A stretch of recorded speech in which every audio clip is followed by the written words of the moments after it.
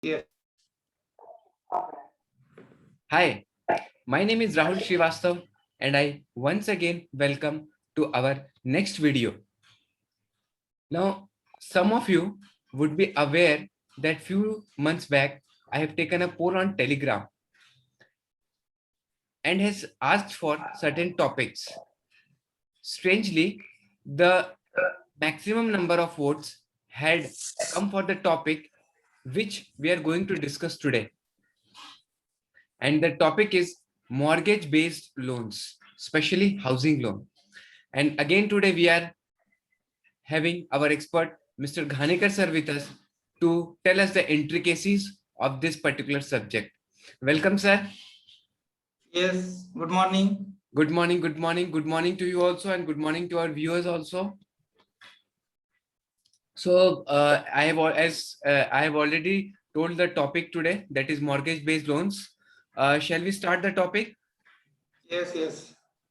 Okay. Now, before going ahead, I would request you, if you need, you can take a paper and pen to jot down the important points.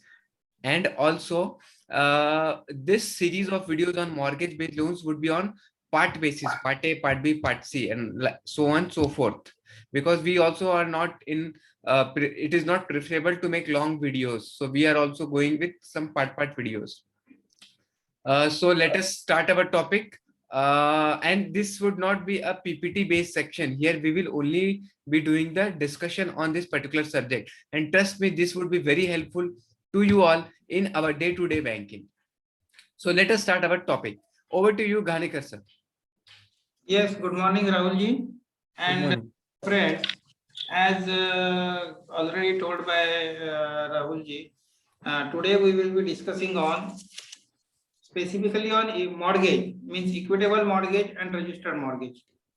So first we will see what is the definition of mortgage and what are the basic requirements of mortgage. तो उसमें हम definition पहले discuss करेंगे. Definition में यह है कि mortgage में जो प्रॉपर्टी बोरोवर के नाम पे है उसका इंटरेस्ट, ट्रांसफर ऑफ इंटरेस्ट होता है, means borrower transfer the interest in the property to the bank. Then second होता है कि जो प्रॉपर्टी मॉर्गेज करनी है वो स्पेसिफिक इमूवेबल प्रॉपर्टी रहती है. स्पेसिफिक इमूवेबल जिसका मतलब है कि हम जो डिस्क्रिप्शन करेंगे डॉक्यूमेंट्स में वो आइडेंटिफाइबल होनी चाहिए. And particularly this is specially with respect to land, क्योंकि लैंड में ऐसे होता है कि लैंड अगर उसका बाउंड्रीज नहीं किया गया है या चतुष्सीमा हम बोलते हैं उसको, तो चतुष्सीमा ठीक से नहीं लिखा है तो फिर वो जब हमें उसका पोजीशन लेने का टाइम आता है तो we are not able to locate that land. इसलिए ये बहुत इंपॉर्टेंट है कि स्पेसिफिक इमूवेबल लैंड में जब हम मॉर्गेज डॉक्यूमेंट करेंगे तो वो स्पेसिफाई लैंड जब होगी तो उसका कंपाउंड वॉल करना इंसिस्ट करना चाहिए और उसकी चतुष्सीमा लिखना चाहिए. क्योंकि फ्लैट में कैसे होता है, फ्लैट नंबर होता है, सोसाइटी का नाम होता है, तो it is easily identifiable. Third thing is that payment of money advance. Payment of money advance means why the borrower is mortgaging any property, because bank is sanctioning the loan, means there is an advance sanctioned by the bank, and for to secure that advance the borrower is ready to mortgage. So these are the three important things which covers the definition of mortgage. Then as per law, means as per transfer of property act, there are 6 type of mortgages, because this mortgage comes under transfer of property act. तो उसमें first जो है वो simple mortgage, उसी को हम registered mortgage कहते हैं. Then second is equitable mortgage, उसी को it is mortgage by deposit of title deeds, क्योंकि इस मॉर्गेज में बोरोवर बैंक में आके अपने टाइटल डीड्स डिपॉजिट करता है, ओरिजिनल टाइटल डीड्स डिपॉजिट करता है, इसलिए उसको mortgage by deposit of title deeds कहते हैं. And it is as per law it is equitable mortgage. Then third is usufructuary mortgage, then mortgage by conditional sale, then English mortgage and anomalous mortgage. तो ये जो सारे है 5-6, उसमें से जो हमारे बैंकिंग इंडस्ट्री में या इंडिया में जो यूज होता है it is mostly by and large simple mortgage और registered mortgage and equitable mortgage. So we will discuss on these, specifically on these 2 types of mortgages. Then for mortgage, before going with separate registered mortgage or equitable mortgage, there are some general instructions for mortgage, general precautions to be taken. First thing is that, as we have already discussed in the definition, that details of property, that details of property should be taken. हम search report लेते हैं, valuation लेते हैं, तो valuer को search report लेने के लिए भी उनको डिटेल्स ऑफ प्रॉपर्टी परफेक्ट देना चाहिए। तो उसमें सोसाइटी में फ्लैट है तो सोसाइटी का नाम, flat number, along with all the जो अभी हाथ में जो टाइटल डीड्स है उसके जेरॉक्स कॉपीज हम उसको देते हैं। और वो जैसे हमने बोला कि वो आइडेंटिफाइबल होनी चाहिए। ये हो गई डिटेल्स ऑफ प्रॉपर्टी। उसके बाद सर्च जो एडवोकेट के पास से लेंगे उसके लिए अभी गाइडलाइंस ऐसे है कि 30 इयर्स का सर्च हमें लेना चाहिए। तो उसमें भी लेटेस्ट गाइडलाइंस थोड़े ऐसे है कि for properties which are not old, means उसका कम इसके रहते हैं उसमें 13 साल का सर्च भी चलता है। And for loans up to 1 crore 30 years का सर्च चलता है। And loans above 1 crore 30 years का सर्च कंपलसरी है। ये अभी these are the latest guidelines. लेकिन to be on safer side it is always advisable कि आप 30 साल का सर्च ले लो, क्योंकि प्रॉपर्टी तो अपनी जगह पे सालों से है, इसलिए इट इज ऑलवेज एडवाइजेबल कि 30 साल का सर्च आप ले लो। देन जब हम मॉर्गेज करेंगे तो all the chain of documents, तो सर्च रिपोर्ट में क्या होता है कि 30 साल का सर्च हम लेते हैं तो एडवोकेट उस सर्च रिपोर्ट में सारे चेन ऑफ डॉक्यूमेंट मींस कैसे कैसे उसका ट्रांसफर होते गई वो प्रॉपर्टी वो लिखता है। और उसमें जो सारे जो मेन टाइटल डीड्स होंगे मींस सेल डीड होगा या गिफ्ट डीड होगा, तो ऐसे जो या फिर कन्वेंस डीड हम बोलते हैं तो कन्वेंस डीड होगा, तो ये सारे के डॉक्यूमेंट्स हमें चेन डॉक्यूमेंट्स लेने चाहिए रिकॉर्ड पे। और जब हम मॉर्गेज करेंगे तो वो सारे चेन डॉक्यूमेंट्स इन ओरिजिनल हमने लेने। Next thing is certified copies of all transactions for last 30 years. तो सर्च रिपोर्ट में जितने ट्रांजैक्शंस मेजर ट्रांजैक्शंस आएंगे मींस मेजर टाइटल डीड्स, उसके सर मेजर टाइटल डीड्स के सर्टिफाइड कॉपीज भी रजिस्ट्रार के पास से निकाल के अपने रिकॉर्ड पे लेने हैं। These are the latest guidelines as per our bank circular कि 30 साल के। Yes Sir, I have a doubt, wherein just now you said that charges for search report has to be taken either for 13 years or 30 years, but on a safer side we should take it for 30 years. But इसमें एक important aspect ये है कि जब हम search report advocate से लेते हैं मांगते हैं तो there is always confusion among in the charges with respect to charges or the payment that we make to those advocates and panel advocates. तो आई गेस उसका भी एक इम्पोर्टेंट सर्कुलर है where in those charges are fixed कि हम ये इस search report के लिए इतना ही चार्जेस दे सकते हैं। Am I correct? Yes yes, ये जो है ना actually I am discussing about the period of search report. Means अभी क्या होता है generally period of search report should be 30 years, but as per latest circular कभी 1 करोड़ से नीचे अगर आपका फाइनेंस है तो you can take search report for 13 years. But regarding charges even if you take for 13 years और 30 इयर्स द चार्जेस में भी सेम, क्योंकि 750 रुपए का रिसीट लेना पड़ता है। And our bank has circulated कि कितने चार्जेस ये जो है वैल्यूएशन के लिए भी और सर्च रिपोर्ट के लिए भी बैंक ने जो सर्कुलर में दिया गया है उतने चार्जेस हमने लेने हैं। अगर कुछ हाँ करेक्ट, अगर कुछ स्पेसिफिक ज्यादा खर्चा होने वाला है तो हम ज्यादा चार्जेस एक्सेप्ट कर सकते हैं। नहीं, just thought of raising this point because ये थोड़ा कंफ्यूजन होता है लोगों को चार्जेस को लेकर। चार्जेस कितने लेने हैं इसके ऊपर होता है, थोड़े झगड़े भी होते हैं कभी कभी, बोलता है कि आपके एडवोकेट ज्यादा चार्ज करते हैं। तो इसलिए we should be ready with the circular की जिसमें गया गया है वैल्यूएशन का चार्जेस कितना है, सर्च रिपोर्ट का कितना है। तो later on we'll show that circular also. we will take out that circular in the next video and we will tell it. ठीक है। Then visit to the property means possession proof। अभी क्या होता है कि डिटेल्स जब हम property का मॉर्गेज के लिए लेते हैं तो जैसे हमने पहले बोला है कि उसका लोकेशन, तो हमने विजिट जब करेंगे तो विजिट के हमारे विजिट रिपोर्ट में ये आना चाहिए कि दैट प्रॉपर्टी किसके पोजीशन में थी, whether it was in the position of the borrower और whether it was rented at the time, ये हमारे इसमें आना चाहिए। और लोकेशन उसका या फिर इट वाज इसका कंडीशन जो है general condition means property was in good condition, well maintained, इस तरह से कुछ आना चाहिए। और स्पेसिफिकली उसका जो लोकेशन है with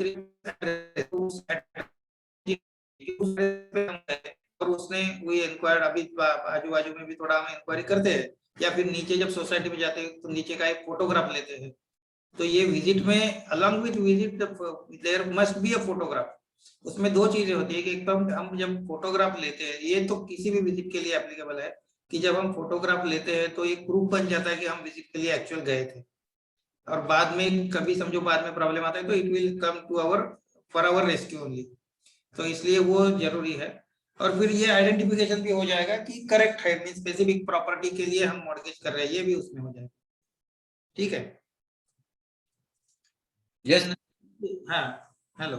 next is that prior consent from builder and society, builder और सोसाइटी, मीन जो एनओसी का हमारा बैंक का फॉर्मेट है, तो एनओसी के फॉर्मेट में हमने सोसाइटी से, सोसाइटी है तो सोसाइटी परमिशन हुआ है तो सोसाइटी से एनओसी लेने की जरूरत है।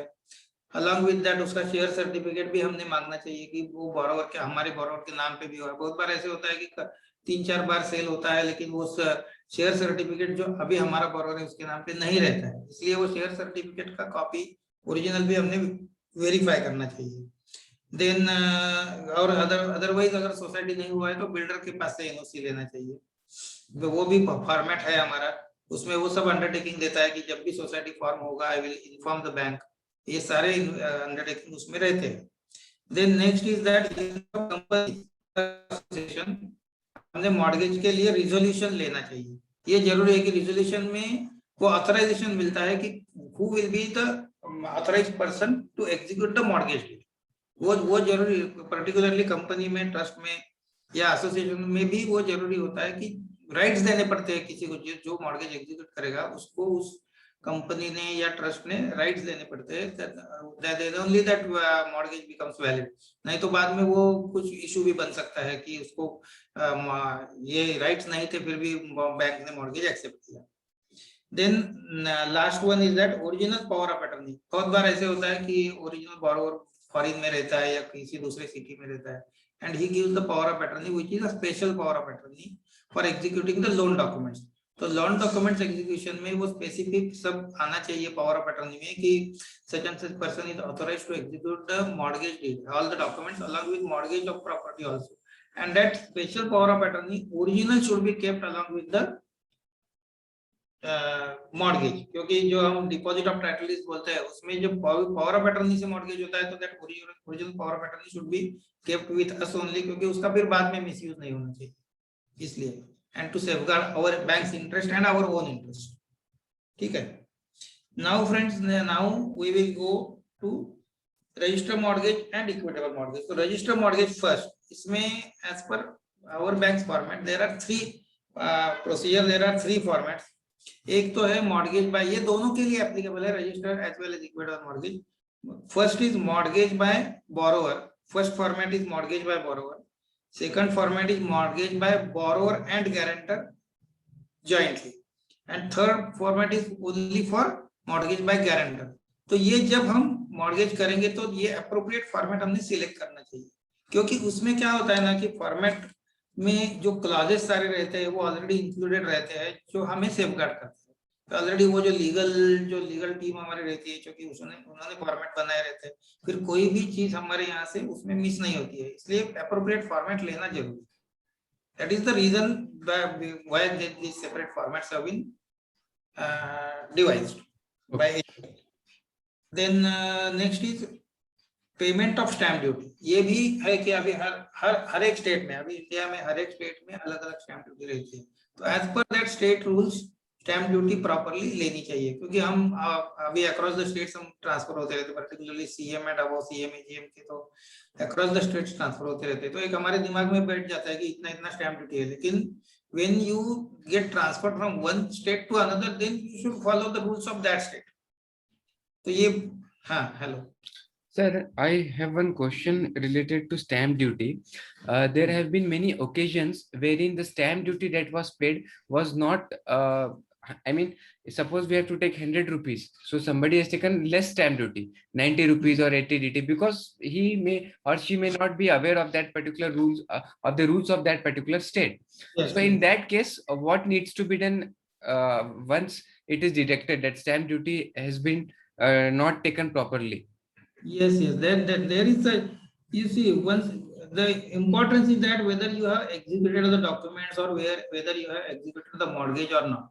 So if you have executed the mortgage and if you have paid the stamp duty less, then the rules are that कि if, देखो हम जब लोन देते हैं तो सभी लोन कोई सूट फाइल नहीं होते, सभी में कोई हमें कोर्ट में नहीं जाना पड़ता है।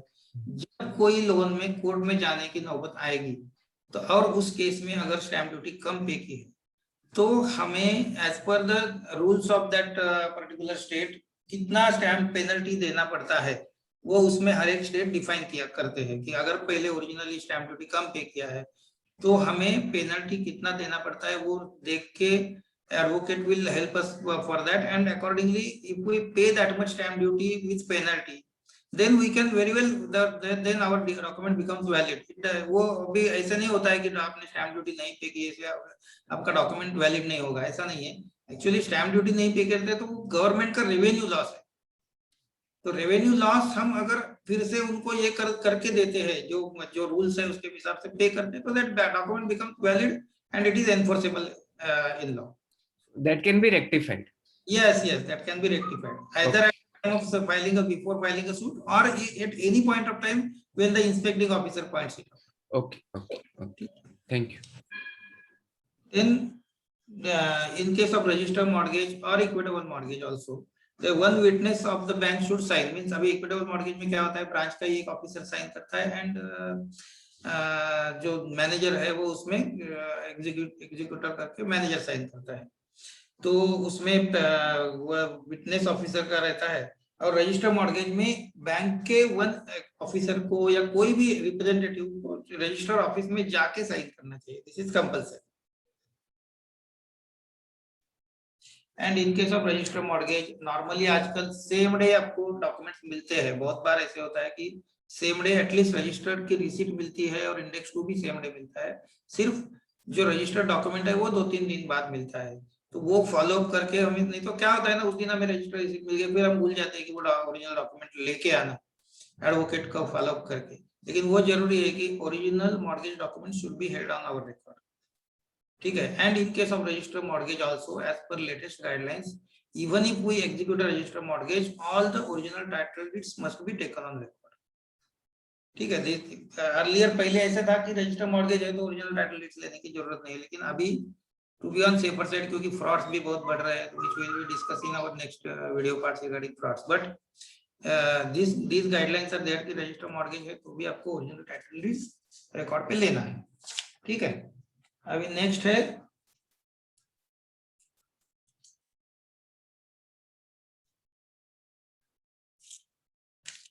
Equitable mortgage. In equitable mortgage उसमें फर्स्ट पॉइंट है कि deposit of title deeds at notified terms, तो उसमें जो पर्टिकुलरली जो डिस्ट्रिक्ट प्लेसेस है, अभी पुणे महाराष्ट्र में पुणे डिस्ट्रिक्ट है या सतारा है, नागपुर है, ऐसे जो बड़े डिस्ट्रिक्ट्स है those are the notified towns, means district places are normally the notified towns where the equitable mortgage can be executed, ठीक है।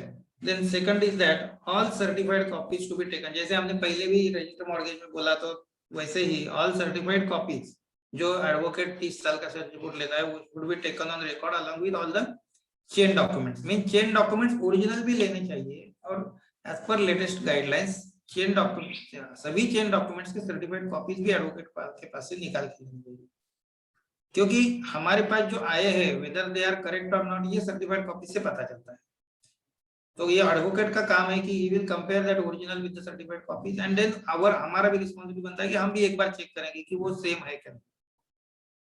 Then next is that normally क्या होता है कि what are the original title deeds, तो original title deeds में normally क्या है कि अभी महाराष्ट्र में I will first discuss regarding Maharashtra में क्या होता है कि कोई भी प्रॉपर्टी का डील होता है, समझो फ्लैट परचेस करते हैं तो उसमें प्रैक्टिस इज दैट कि पहले एग्रीमेंट टू सेल होता है, एग्रीमेंट टू सेल को हम मराठी में साठेकर बोलते हैं, तो एग्रीमेंट टू सेल जब हम करते हैं तभी हम 100% स्टैम्प ड्यूटी पे करते हैं, जितना मीन जैसे सेल डीड में पे करना चाहिए वही स्टैम्प ड्यूटी हम एग्रीमेंट टू सेल में करते हैं, लेकिन agreement to sale is actually a conditional sale, means उसमें कंडीशन डाले होते हैं कि अभी समझो 50 लाख का डील है तो 10 लाख अभी एग्रीमेंट टू सेल के टाइम पे किए हैं and within next 3 months the remaining 40 lakhs will be paid, this is the condition, ठीक है। and after payment of this the owner will give the possession to the purchaser, this is the condition in the agreement, this is a simple condition in the agreement to sell। अभी agreement to sell में जो condition दिया है if the purchaser can prove afterwards कि he has paid the due amount, means पहले 10 लाख दिया है बाद में 40 लाख उसने दिया है लेकिन बाद में सेल डीड भी नहीं हुआ, तो भी वो agreement to sale that becomes a title.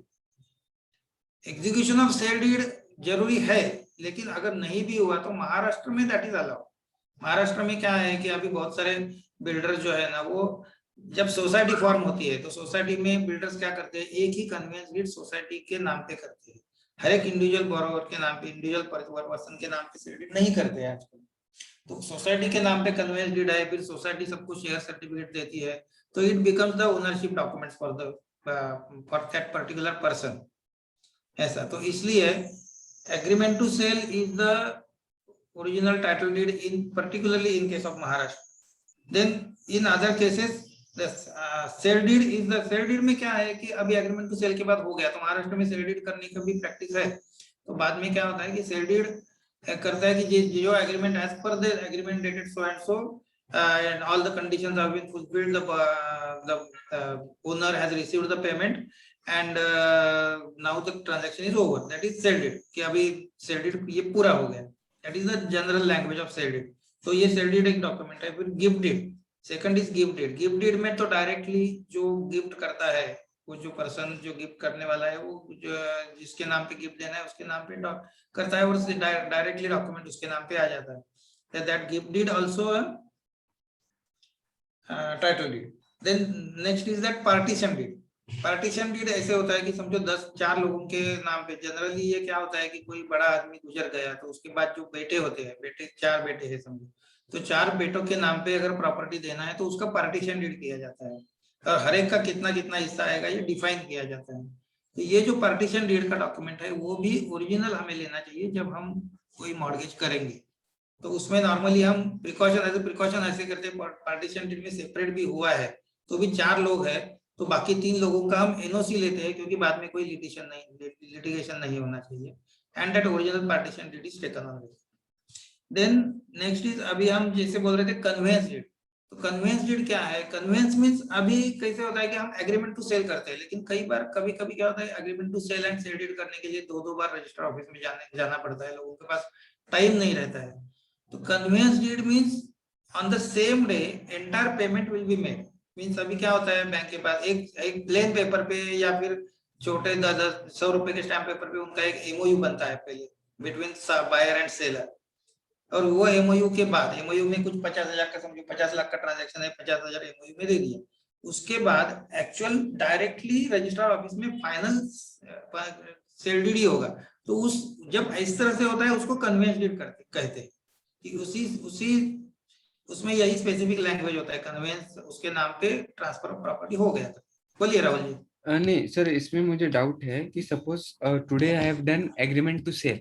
हाँ, एग्रीमेंट टू सेल करने के बाद जैसे उसमें कंडीशन रहेगा the payment process and all that, suppose 3 months के बाद I am going for sale deed, so you mean to say that I have done the agreement to sale today and again I have to go after 3 months to execute sale deed, correct है? Correct. तो conveyance deed इसमें कहाँ पे आया? हाँ, अभी जब agreement to cell जब नहीं होता है ना, तब कन्वेंस डीड पिक्चर में आता है। जब सेल डीड नहीं होता। हाँ, जब एग्रीमेंट टू सेल नहीं होता है, मींस देखो क्या है कि एग्रीमेंट टू सेल करते हैं और उसके बाद सेल करते हैं, लेकिन उसके लिए 2 बार आपको रजिस्टर ऑफिस में जाना पड़ता है। अगर आपको डायरेक्टली कन्वेंस डीड करना है तो बहुत बार कस्टमर्स बैंक के पास आते हैं कि हम डायरेक्टली पेमेंट करेंगे, मींस हम सिर्फ प्लेन पेपर पे एमओयू करेंगे कि we have agreed to sell the flat and where he and Mr. So and so has agreed to purchase the flat, वो MOU होगा। It may be without any payment or it may be some nominal payment of 50,000 or 1 lakh, whatever it may be। और उसके बाद में जब register office में जाएगा तो उसी एक ही दिन में पूरा पेमेंट कर देंगे। Entire payment consideration will be paid on that day and उसी दिन उसको उसके नाम पे प्रॉपर्टी ट्रांसफर हो जाएगा। So instead of visiting conveyance deed या असाइनमेंट डीड भी उसको कहते हैं। Okay, so instead of visiting that office 2 times, we'll make a MOU on a plain paper with or without payment, and then in the next proposed date, and that may be 2 months, 3 months, 4 months, whatever it may be, we'll go and then we will execute conveyance deed, जो कि final transfer of property हो जाएगा उसके नाम पे। Correct. And that is valid. So इसमें agreement to sell की जरूरत नहीं पड़ेगी। Yes, correct. That is valid. Okay, got your points. Yes. Then next is very important, जिसमें सबसे ज्यादा लोगों को डाउट्स रहते हैं, it is regarding equitable mortgage. Procedure for equitable mortgage means उसकी क्रोनोलॉजी क्या होती है। तो इसमें सबसे ज्यादा लोगों के डाउट्स होते हैं। बहुत बार मुझे कॉल भी आते हैं बहुत सारे ब्रांचेस से कि पहले क्या होना चाहिए, दूसरे क्या होना चाहिए। लेकिन एक सिंपल थिंग है उसमें कि थोड़ा ना उसमें कॉमन सेंस है कि पहले बोरोवर क्या करेगा, first we will give sanction letter to the borrower. हम वो अप्लाई करता है, हम सैंक्शन लेटर देते हैं। तो सैंक्शन लेटर के बाद जब डॉक्यूमेंटेशन का प्रोसेस शुरू होता है, तो उसके बाद हमारा एक्चुअल मॉर्गेज का प्रोसेस शुरू होगा। तो first step will be declaration to the declaration for mortgage by the borrower, उसको हम फॉर्मेट ए बोलते हैं। फॉर्मेट ए बी सी जो है, ये सब फॉर्मेट ए बी सी क्या है, तो format A is the declaration of mortgage. Means borrower will come to the bank, borrower will declare in our device format ki I will mortgage my such and such property to the bank to secure these and these dues which is sanctioned by me and which will be disbursed by the bank to me, और वो notarise करके लेना पड़ता है। तो वो that is declaration is to be notarized, that is mandatory। हाँ, that is mandatory। उसके बाद है कि ये जो हम प्रोसीजर बोलते हैं नॉर्मली 3 दिन का या 4 दिन का प्रोसीजर रहता है, दैट इज नॉर्मल। कि पहले दिन में डिक्लेरेशन होगा, next day it will be deposit eight notified place. Means अभी पुणे सिटी का हम लेके, तो पुणे सिटी में अगर ब्रांच है तो वो पुणे सिटी एक्नोमिक्स में आने वाली ब्रांच अपने ब्रांच में, वो खुद के ब्रांच में वो कर सकती है। कोई भी सिटी में जहाँ when that is a notified place, उस सिटी के कोई भी ब्रांच अपने अपने ब्रांच में इक्विटेबल मॉर्गेज कर सकती है। And deposit means borrower will come to the bank along with original title deeds and he will hand over all the original title deeds to the branch manager। ठीक है। Then next is उसी में अभी हम क्या करते हैं कि उसमें जो एक्चुअल रिकॉर्डिंग ऑफ टाइटल, 2 चीजें होती है, एक तो deposit of title deed by the borrower and recording of title deeds, recording of memorandum. उसको मेमोरेंडम पार्ट बी जो फॉर्मेट बी जो है उसको मेमोरेंडम ऑफ इक्विटेबल मॉर्गेज कहते हैं। तो मेमोरेंडम में क्या होता है कि मेमोरेंडम में जो डिपॉजिट किया गया डॉक्यूमेंट्स उसका रिकॉर्डिंग होता है। तो उसमें ऐसे वर्डिंग रहता है कि this on this date mister so and so has deposited his title deeds. तो जो नॉर्मली समझो 1 तारीख को आपका डिक्लेरेशन हो गया, 2 तारीख को आपका एक्चुअल डिपॉजिट हो गया, तो ऐसे है कि 3 तारीख को आपका रिकॉर्डिंग होना चाहिए। 2 तारीख को आपका डिक्लेरेशन ये डिपॉजिट किया बोरोवर ने, तो उसके नेक्स्ट डे क्रोनोलॉजी ऐसे है कि उसके बाद उसका रिकॉर्डिंग होना चाहिए। तो रिकॉर्डिंग में क्या है कि ये सारा लिखेंगे कौन कौन से डॉक्यूमेंट्स का लिस्ट रहेगा उसमें सारे टाइटल डीड्स का, और उसमें अनवांटेड डॉक्यूमेंट्स नहीं लेने हैं। मींस जैसे हमने डिस्कस किया कि टाइटल डीड्स लोगे आप, उसके बाद उसके साथ आपको इवन सर्च रिपोर्ट और वैल्यूएशन रिपोर्ट लगाने की जरूरत नहीं। बहुत जगह हमने देखा है कि सर्च रिपोर्ट उसमें डालते हैं, वैल्यूएशन रिपोर्ट उसमें डालते हैं, उसकी जरूरत नहीं है। These are the things for processing the loan। Title deeds में आपका मींस रिसीट आएगा, इंडेक्स 2 आएगा, देन सेल डीड या एग्रीमेंट टू सेल या गिफ्ट डीड या पार्टीशन डीड, कन्वेंस डीड, ये आएंगे।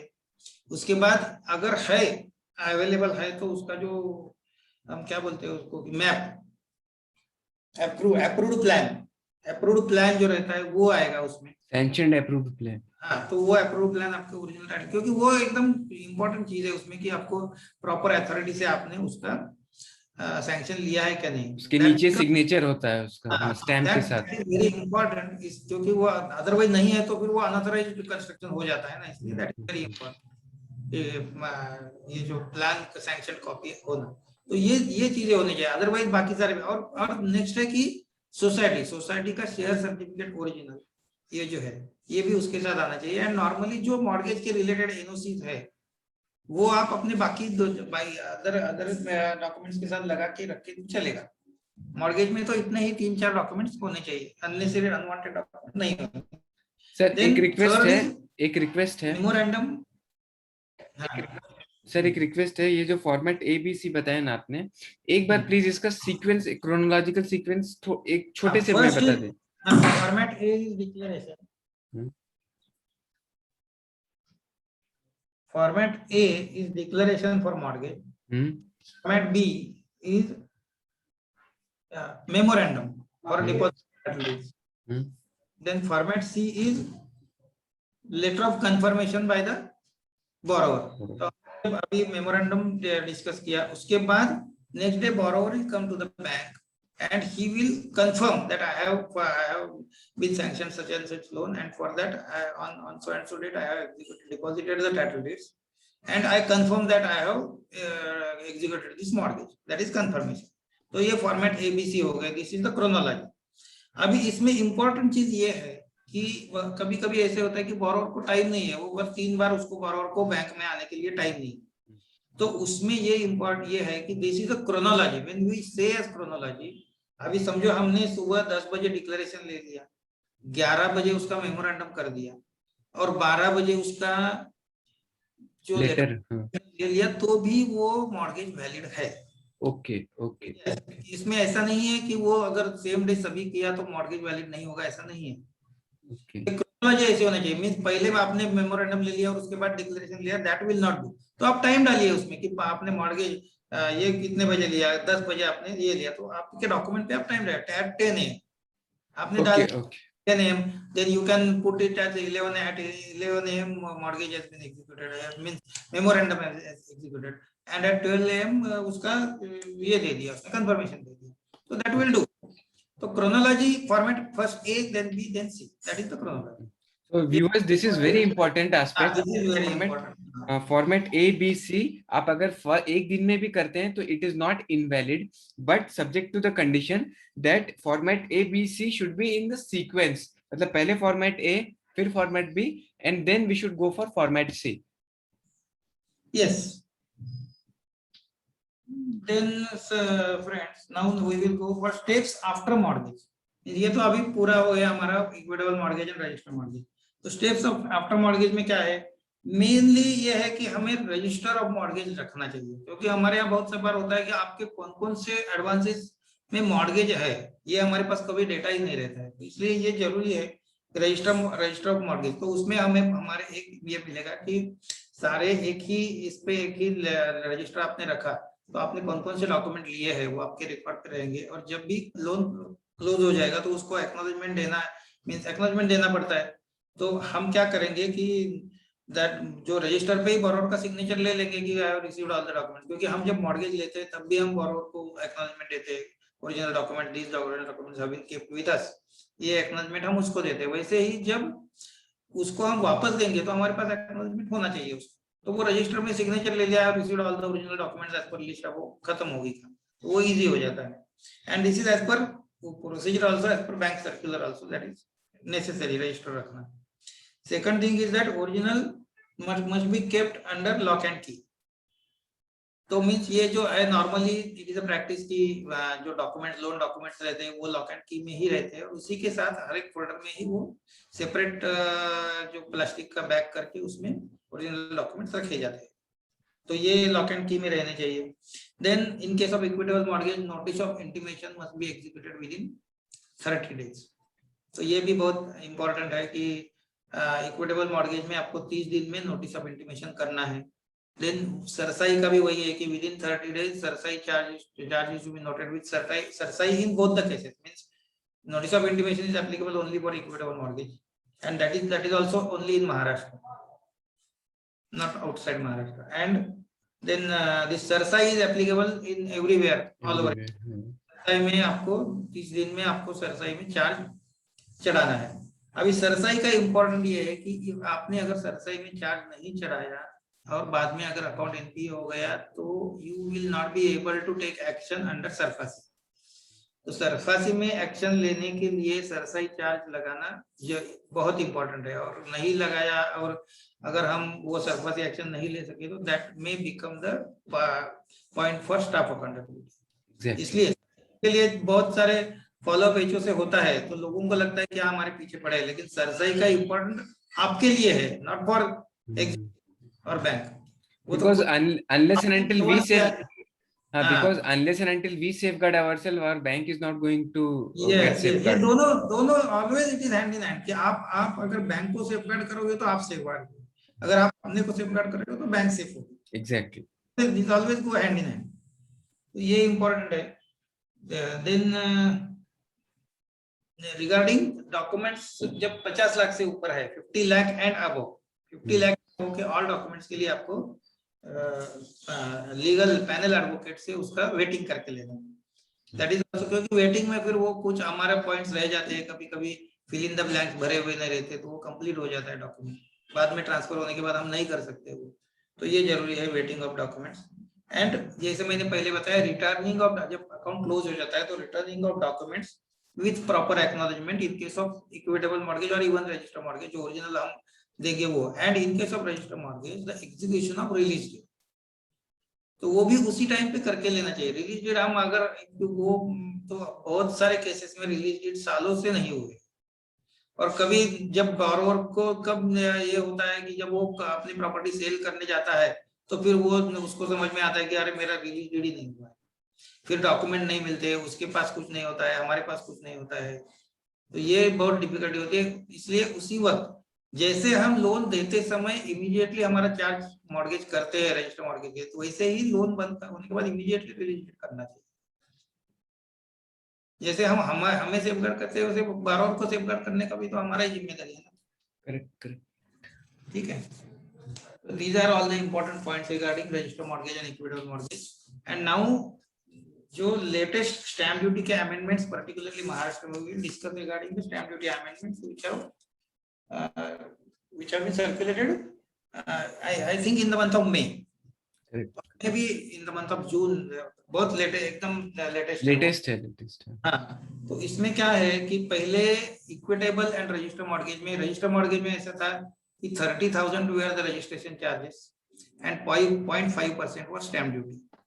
अभी वो रजिस्टर मॉर्गेज की जो रजिस्ट्रेशन चार्जेस है वो 15,000 किए हैं इरिस्पेक्टिव ऑफ अमाउंट, एंड जो मींस जो अगर 0.2% और 30,000 मींस अगर कम अमाउंट के है तो उसमें कम भी हो सकता है, लेकिन मैक्सिमम मींस पहले जो मैक्सिमम 30,000 था वो 50,000 किया है registration charges, and stamp duty for register mortgage it was 0.5%, now it is reduced to 0.3%। ठीक है, 0.3% of loan amount. Equitable mortgage में क्या किया है, उसमें भी चेंज किया है कि जो नोटिस ऑफ इंटिमेशन के लिए 1,500 रुपए थे वो 15,000 रुपए किए हैं। Stamp duty for notice of intimation, जो register notice of intimation register करने के लिए जो रजिस्ट्रेशन चार्जेस थे वो 15,000 कर दिए, और इक्विटेबल मॉर्गेज की जो स्टैम्प ड्यूटी थी it was 0.2%, it is increase to 0.3%। तो इफेक्टिवली अभी क्या हो गया कि अभी register mortgage and equitable mortgage दोनों में स्टैम्प ड्यूटी और रजिस्ट्रेशन ये दोनों के भी एक्सपेंसेस होते हैं। तो ये सारे सिनेरियो में अभी महाराष्ट्र में पर्टिकुलरली क्या हो गया कि इक्विटेबल मॉर्गेज स्टैम्प ड्यूटी बचाने के लोग करते थे, even in case of rural branches also. तो रूरल ब्रांचेस में अगर इक्विटेबल मॉर्गेज होता है तो उधर हो नहीं सकता, इसलिए उनको सिटी में आके करना पड़ता था। तो अभी इन case of all the branches in bank of Maharashtra they should go for register mortgage only because stamp duty is same। तो अननेसेसरी आपको यहाँ से वहां जाने की जरूरत नहीं है। को आप समझाइए कि रजिस्टर मॉर्गेज करने से, इक्विटेबल मॉर्गेज करने से भी आपको स्टैम्प ड्यूटी कम नहीं पड़ने वाली है, इसलिए रजिस्टर मॉर्गेज में जाओ, अपने यहाँ ही मॉर्गेज करो, जल्दी हो जाएगा। क्योंकि आप कोई भी सिटी के ब्रांच में जाएंगे, उस ब्रांच के टाइम के अनुसार ऑफिसर को टाइम है नहीं है, उसमें बहुत सारा टाइम जाता है, दो लोगों को उधर से इधर आना पड़ता है, बोरोवर को आना पड़ता है, तो this time will be saved. Second thing is that अगर इक्विटेबल मॉर्गेज और रजिस्टर मॉर्गेज में, अभी रजिस्टर मॉर्गेज में आपका चार्ज इमीडिएटली चढ़ेगा, इक्विटेबल मॉर्गेज में नोटिस ऑफ इंटिमेशन के लिए 30 दिन है, तो it is always safer to go for register mortgage. अगर सेम डे चार्ज चढ़ रहा है तो we will always prefer for register mortgage only. तो considering these 2 points, now presently after this change of stamp duty and registration charges in Maharashtra, the branches should go for registered mortgage। ठीक है, so these are the important these that regarding stamp duty that I wanted to discuss। regarding other states, अपने अपने state के हिसाब से वो करना चाहिए, क्योंकि वो तो हम सारे इसका इंफॉर्मेशन नहीं रख सकते, क्योंकि और महाराष्ट्र में हमारे more than I think 80% branches Maharashtra में है टुडे आल्सो, तो ये बहुत इम्पैक्ट करेगा with respect to our bank. ठीक है, yes sir, it was all regarding this equitable mortgage for today।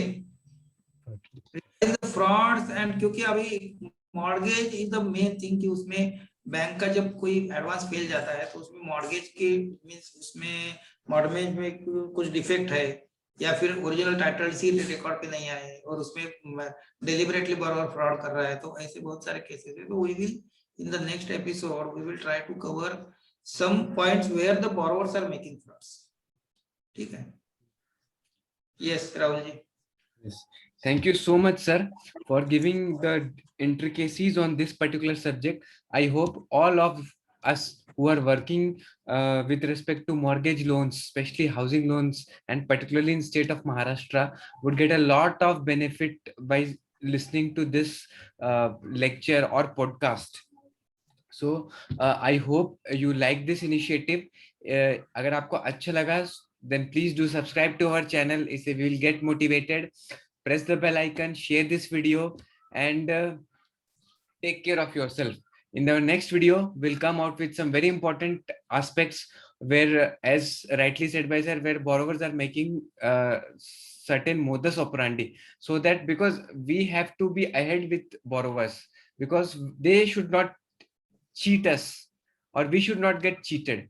So uske liye, these are very important things that we should listen to or we should discuss upon. Once again, thank you, sir. And next video we are going to release very shortly, right? Yes, yes, yes, definitely. Yes. Thank you. Thank you for watching this video. Take care.